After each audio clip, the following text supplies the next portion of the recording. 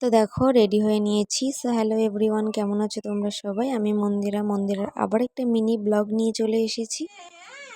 আমরা এখন রথে যাচ্ছি, সবাই রেডি হয়ে গেছি। তো এই যে আমরা চলে এসেছি মেলাতেই। তো 3 বোনে অনেক দিন পর কোথাও আর কি বের হলাম।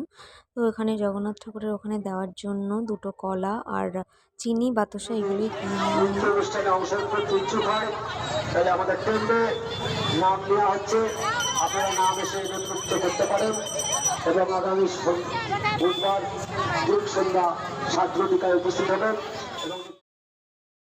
তো তারপরে সবাই মিলে চলে গেছিলাম আইসক্রিমের দোকানে। তো গরমে আইসক্রিমটাই ঠিক ছিল, বাদবাকি যা খেয়েছি একদমই ভালো লাগছিল না। তো সেই জন্য সবার জন্য এক একটা করে চকোবারি নেওয়া হয়েছে। তো প্রথমে একটা বলেছিলাম, ওটা ছিল না বলে তারপরে এটা সবার জন্য নেওয়া হলো।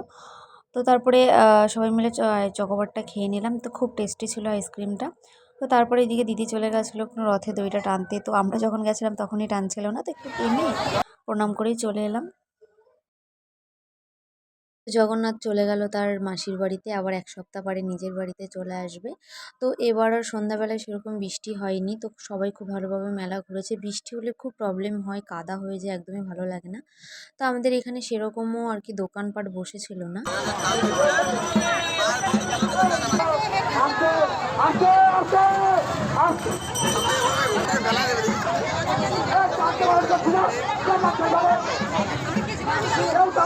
তারপরে আমি চলে গেছিলাম একটু টানার জন্য।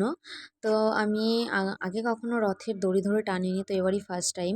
তো টানছে, তো সবাই হুড় হুড় করে টেনে নিয়ে চলে যাচ্ছে, খুব ভয় লাগছিলো। তারপর আমি একটু টেনেই বেরিয়ে চলে এসেছিলাম।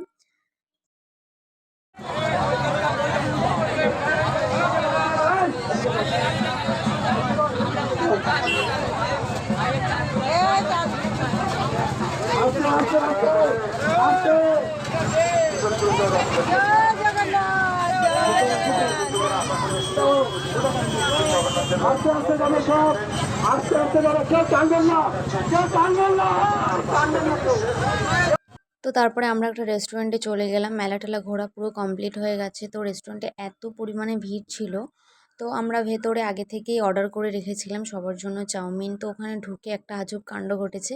ঢুকে বলছে যে আরও আধ ঘন্টা লেট হবে। তো তারপরে আমরা অন্য একটা রেস্টুরেন্টে গিয়ে সবার জন্য চাউমিন অর্ডার করেছিলাম।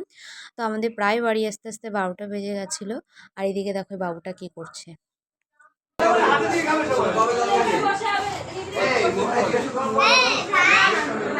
তারপর লাস্টে আমরা ফুচকা খেয়ে বাড়ি চলে এসেছি। অবশ্যই কমেন্ট করে জানাবে ভিডিওটা কেমন লাগলো। যদি ভালো লাগে অবশ্যই আমার পেজটাকে ফলো করে দিও। তো দেখা হচ্ছে অন্য কোনো ভিডিওতে। বাই। হয়ে গেছে আমাদের মেলা ঘোরা, আমরা এখন বাড়ি যাচ্ছি।